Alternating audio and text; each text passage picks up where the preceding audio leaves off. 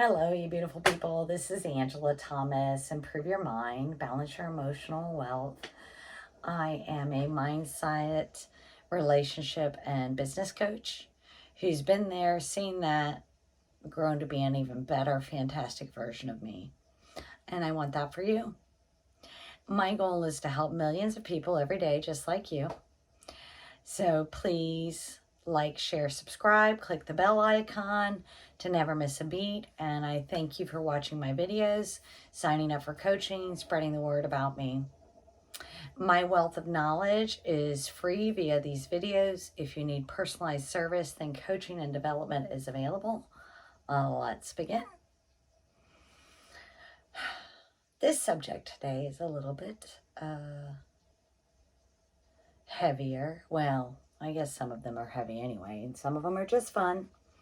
So today we're going to talk about paradox. The world is filled with paradoxes, not just in math and science. If you know anything about math and science, there's actually particular equations and experiments that they've done that to demonstrate paradoxes.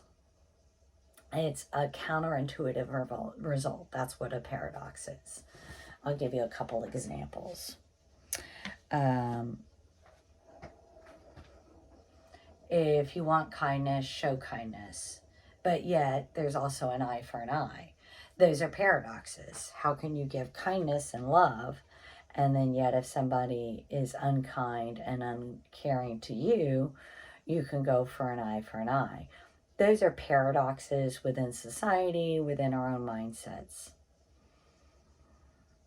So there are a couple of paradoxes I pulled up that are scientific and math in origin. There's called Scorpion's paradox. It's kind of pretty interesting in the grand scheme of things. So it has to do with low birth rates. So here's a paradox in this. Oh, I'm sorry, it's Simpson's paradox.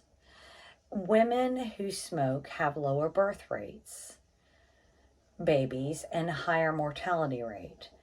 Yet, and here's the paradox, their low-weight babies have a lower mortality rate than other women who had a low birth weight child. And therein lies the paradox. No, it's not the best subject, but it was the easiest paradox to explain because the other ones required either extreme math or very complex science projects. So there's also something called the false positive paradox. A test that is accurate most of the time could show a disease that is not there because it gives you false positive paradox. Think of somebody who said that they have cancer and they go back and then all of a sudden they don't. How come the first test was positive? Most of the time that test is accurate. This particular time it was accurate, but yet wrong.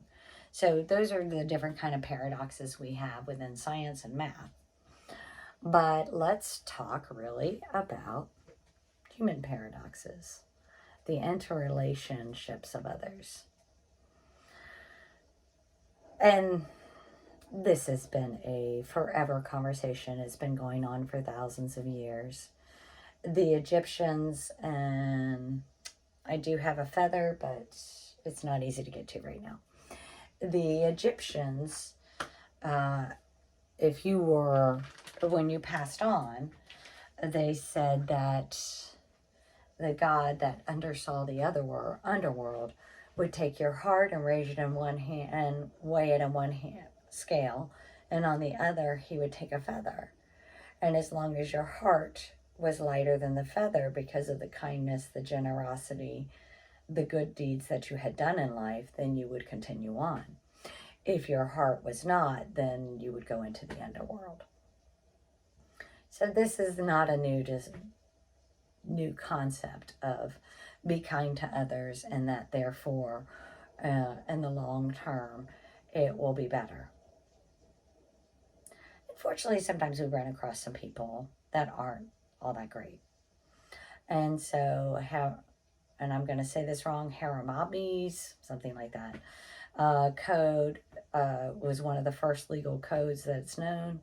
And it had one that's an eye for an eye, which means that if I hurt you and had you lose an eye, therefore you should have me lose an eye to recompensate you for how things work.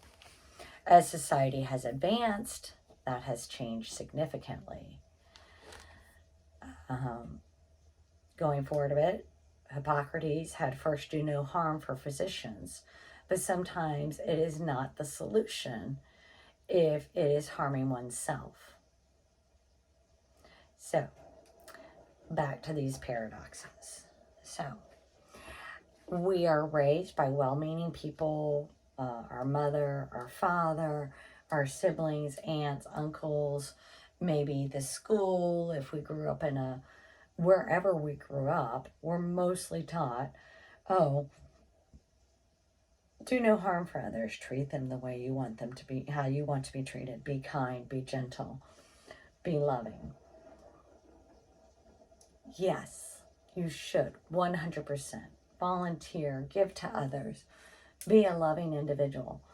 But if you can't do it to yourself first, so this is what I want you to do. If you are unable to love yourself, if you are unable to be kind to yourself, if you are unable to give compassion and forgiveness to yourself, then you are harming yourself. It doesn't matter if you go out and do 100 good deeds. If it's harming you internally because you're not taking that emotional response for yourself, then all you're doing is harming yourself. So first do no harm to yourself, and then you're able to do no harms to others. So when we're talking about paradoxes, what can happen is that we're told different things, and it's up for us to retrain our mind to think the way we want to. It doesn't matter what the paradox says. All that truly matters is what you believe up here, what you feel here, and what your inner soul is connected. And you got this, because the thing is that you are your operant power. And as such, you make the decision of what's right for you. You don't need to worry about your parents. You don't need to worry about your siblings, your aunties, your uncles, your teacher from when you were in 3rd grade, your pastor, if you're a religious person, any of that. If it doesn't resonate as a truth for you, then it's going to harm you first. And we don't do that to ourselves. We look after ourselves first, and we're not talking about just nails, although I did get my nails done. I did them myself. Anyway, it was fun. We're not just talking about the self-care aspect. I'm talking about the self-love aspect. And as self-love, the biggest way to get there is self-concept. You must work on your self-concept. And that's an everyday thing. Every day, get up in the morning and say wonderful things about yourself. I am wonderful. I am kind. I am generous. I am loved. Every day, all day long, you've got a moment. Say nice things to yourself about yourself, because you are beautiful, you are wonderful, and I believe in you. And I know you can do this. Today, what I'm going to leave you with is something that I may have said before. We can set our day at any time. We can reset it. We can decide right now that whatever the day was 30 seconds ago, today, right this second, it's my new world. It's my new reality. And I own it. I totally own it. I choose to be me. I choose to be the me that I want to be, that feels the way I want to be, that thinks the way I want to think, and that experiences life the way I want to, because it's my world and I own it. So, thank you very much for listening to me today. You own your world. You own it. I believe in you. I know you can do it. I am. I will. I can. I hope you have a fabulous day, Any questions? If you have something you'd like me to speak about, please do. Have a great day.